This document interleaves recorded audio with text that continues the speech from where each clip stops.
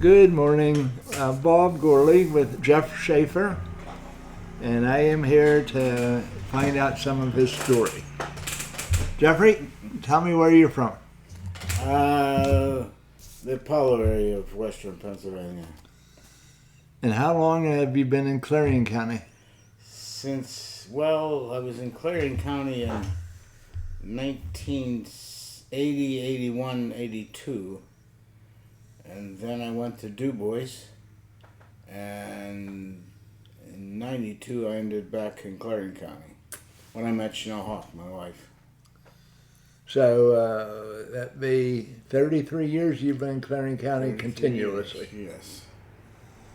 And how are you finding Clarion County? Just fine. I'm on the south end of Clarion County, and it would be nice if there was a Walmart closer. Because I got a Walmart in Punxsutawney 30 minutes away, a Walmart in Clarion 30 minutes away, a Walmart in Katanning 30 minutes away. So the heart of close to Walmart, but not there. Yeah, well, that's about it. So how many children do you have? 2 boys, Jason and Alex. And your parents? Both passed away, both died of lung cancer, both smoked 2 packs of Chesterfield each every day. Did you ever smoke? Just when I was in the Army, because they were 28 cents a pack. And December of 68, I got out of the Army, and they were 65 cents, and I said, I can't afford this. All right. So what type of work have you done? Oh, I started out in the Army. I went to artillery survey school, so I learned to survey. And then I started to work with a guy named Kravetsky, and then we sort of became partners, and then I became a registered surveyor. We were doing mining permits, and naturally, if you're doing a mining permit, you know where coal's located. Found a piece of coal that was for sale, or a piece of ground for sale with coal in 1874, which was the coal boom. And everything worked out right, and then I just kept mining coal. And then in 1978, a gentleman I knew wanted to start a tool and die company. Well, he owned part of a small tool and die company, and I said, let's own our own. So we went in business. I put up the money, he put up the brains, and in 1986 we had about 100 employees, and we sold the company for $4 million. 100 employees, that's quite a few to take care of. Well, something was really interesting. In the Freeport area, tool and die business is very, very big, starting with Oberg. But there was a test that we gave. Every Saturday we rented the Oklahoma Fire Hall and gave a test. And the test is a lot of, it's all about machining and numbers and angles and whatever. But anyway, if 30 people took the test, we hired 3. If 10 people took the test, we hired 1. And that went on for about a year or 2 and worked out really, really well. But there was never a female surface grinder, tool and die maker. Out of the thousands there are, but one of them, a female, scored high on the test, and we hired her, and she worked out. But about 2 years after she was surface grinding, she started working in the office, doing all kind of office work. Have you ever been... Then I met Chanel. In 92 I met Chanel, and she had a very small, she had 1 employee in the real estate settlement title insurance business. And I could see, at the time I didn't have a lot going for me, but I could see you can make a lot of money in this. I said, hey, I'll start marketing, you start hiring, and 30 years later we sold out. At one point we had 31 employees. At that point she said, quit marketing, I can't take any more. So I was the company gopher. All right. And traveling, have you traveled the world much? I've been in Europe, I believe, 5 times. Been to Alaska twice. Been to Canada over 20 times, maybe 25 times. I've been to Aruba, I've been to St. Bart's. Yeah, I've been around a lot. I was a skier, so I skied Lake Tahoe 5 different times. I skied Vail, I skied out west a lot, skied in Canada. In fact, I skied in Yugoslavia. Sarajevo, right after the Olympics. That would be in '86. What's something that you're passionate about? I love to play poker. I love to play Texas Hold'em. I love collecting art because you look at it every day. You get to enjoy it. I love to play golf. Never got very good at it, but I have a good friend, which is you, that it's half gambling and half golf. So it makes it really, really interesting. And the nice part is we play about the same, so you never know who's going to win. Sometimes it's $5, sometimes it's zero, but sometimes it's like $50, $60. You can buy a shirt, and then you say, "Oh, Bob bought me this shirt." If you could go back and give your younger self one piece of advice, what would it be?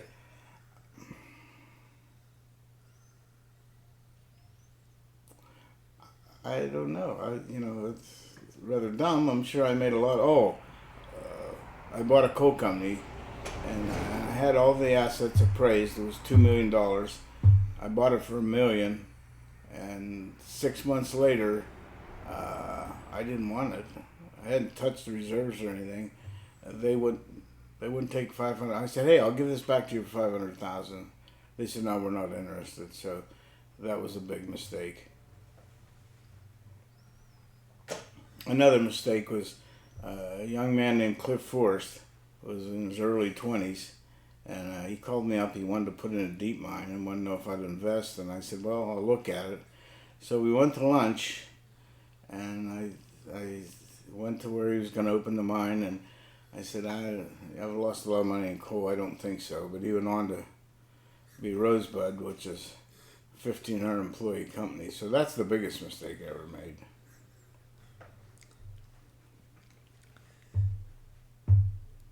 Can you share a time when you failed spectacularly and what you took away from it?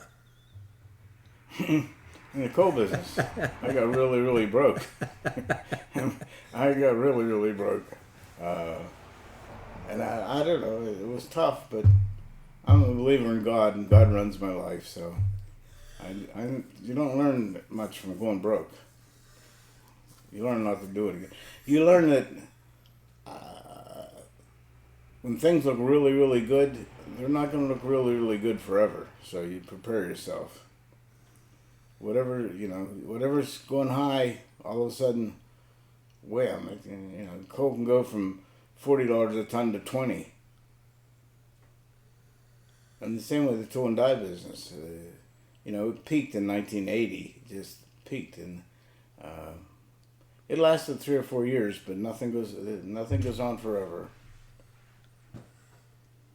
Who were some of your best instructors? I had a college professor at Westmoreland County Community College. I was very fortunate because that's the first year they started when I got out of the service in '68, I believe. But and of course the VA was paying for it, so I couldn't pass it up. But Paul Bazzano was a real estate broker that taught the real estate courses, and he told me about his brother. Or he told all of us. We learned a lot on breaks because he'd always go on breaks with us. But his brother put together the Kmart Plaza in Lower Borough, and he got a lease contract with Kmart to build this, and then Paul did all the work. Paul went to the bank, and with that lease, they borrowed the complete amount for the whole plaza. And in 15 years, they owned a plaza and never come up with a penny of their own money. I thought, boy, that's a good way to do things. And then there was a college professor. He had a master's degree in welding engineering technology and a master's degree in economics. And the very first class he's there, he said, "Whatever I'm going to teach you, you should study and learn. But economics is only guns and butter, that's it." And I thought, this guy can't be too bright. But, sure enough, if you don't have butter, you starve to death. And if you don't have guns, people come and take your butter. So you have to have guns and you have to have butter, or you're not going to survive.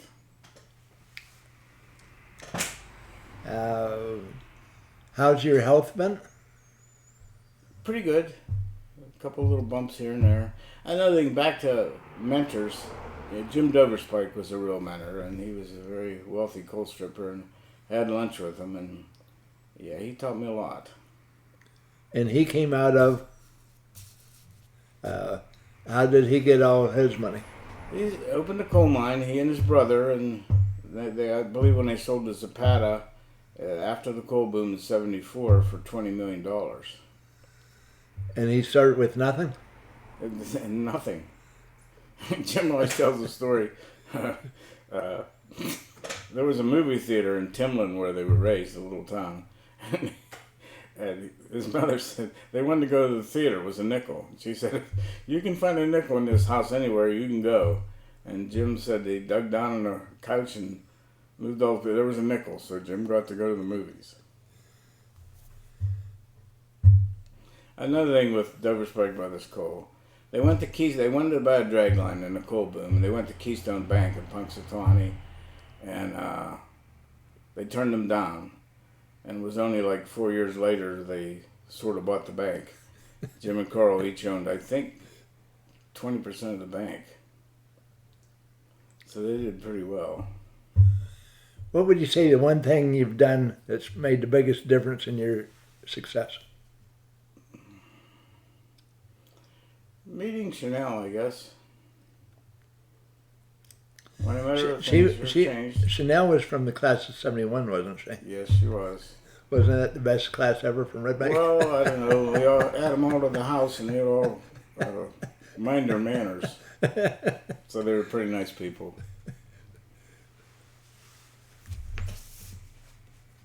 What something that you've changed your mind about in the last few years? Well, I haven't changed my mind. Chanel's changed my mind for me, but I can't remember changing my mind. Doesn't that go with having a wife?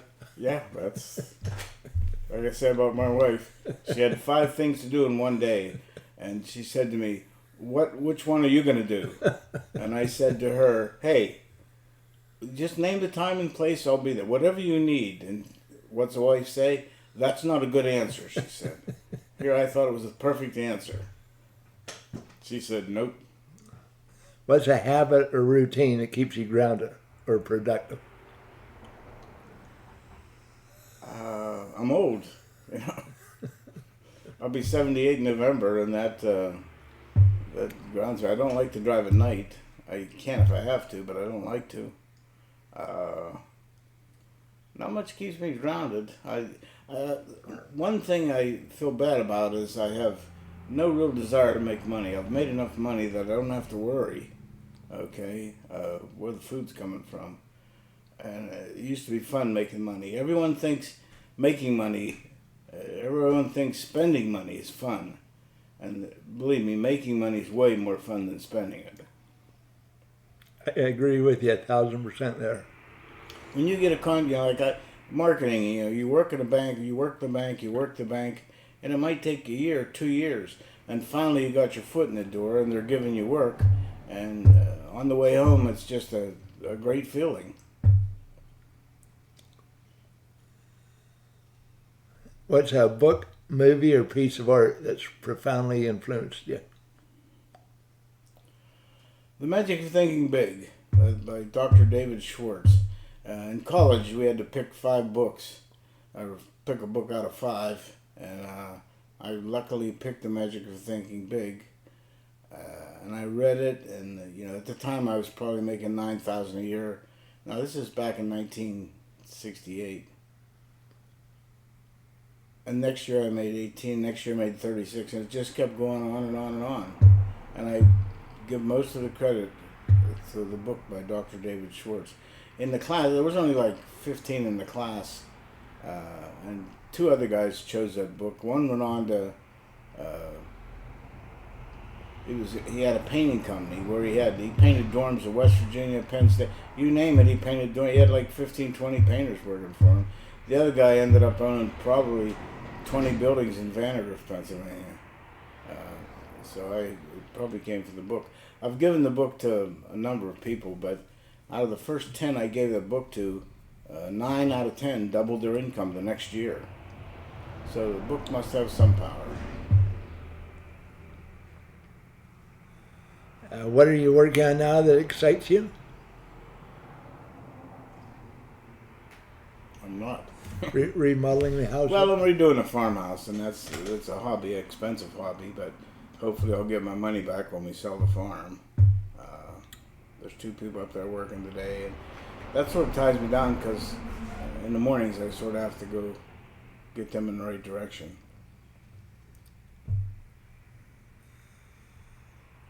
If you were to have dinner with any historical figure, who would it be? Well, of course, Jesus Christ is at the top, and Howard Hughes would be next. There's a picture of his spruce goose over there on the wall, and Howard Hughes was he was beyond his time, just like Elon Musk.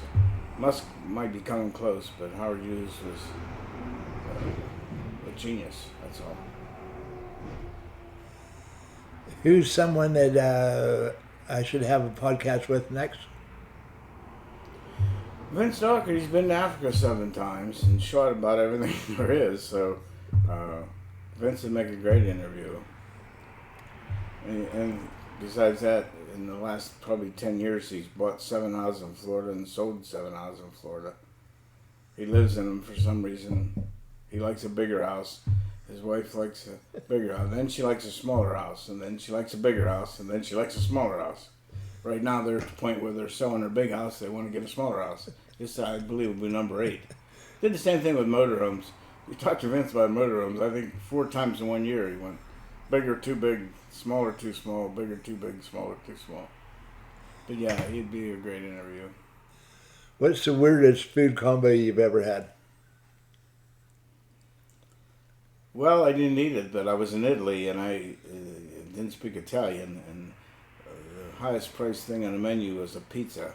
So I pointed to it, and when they brought it, it had raw eggs on top of it. Didn't agree with me too well.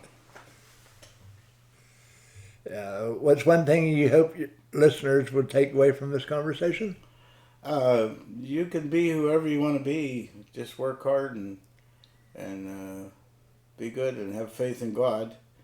But again, my dad was United Steelworker for 30 years, and I ended up running all over the world and doing a whole lot. I was a bachelor for about 10 years, so I did a lot of skiing and a lot of running around. Well, you've mentioned Jesus, and are you Jewish? Well, my biological father was Jewish. I was raised a Lutheran. Genesis, Exodus, Leviticus, Numbers, Deuteronomy, Joshua. I know all that stuff because I spent 2 years every Saturday in catechism. But no, you got to believe in God and believe in yourself, and you can do whatever.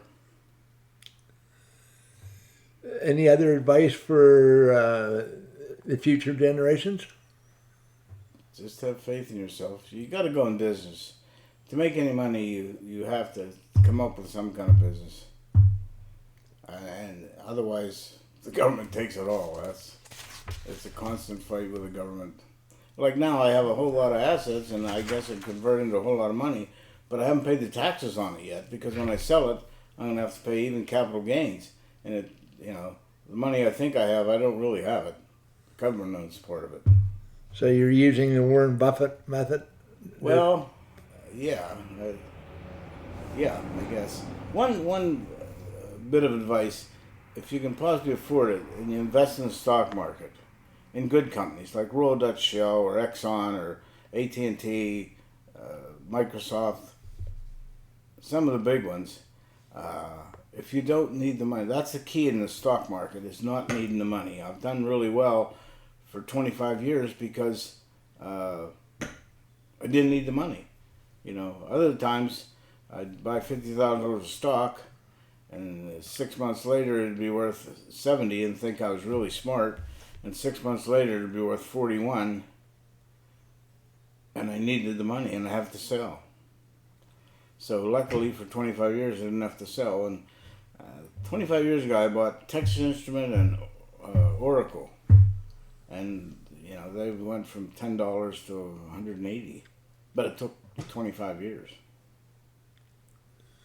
Well, this is June 4th, 2025, and this is episode 101. So thank you, Mr. Shaffer. You're welcome, Mr. Worley.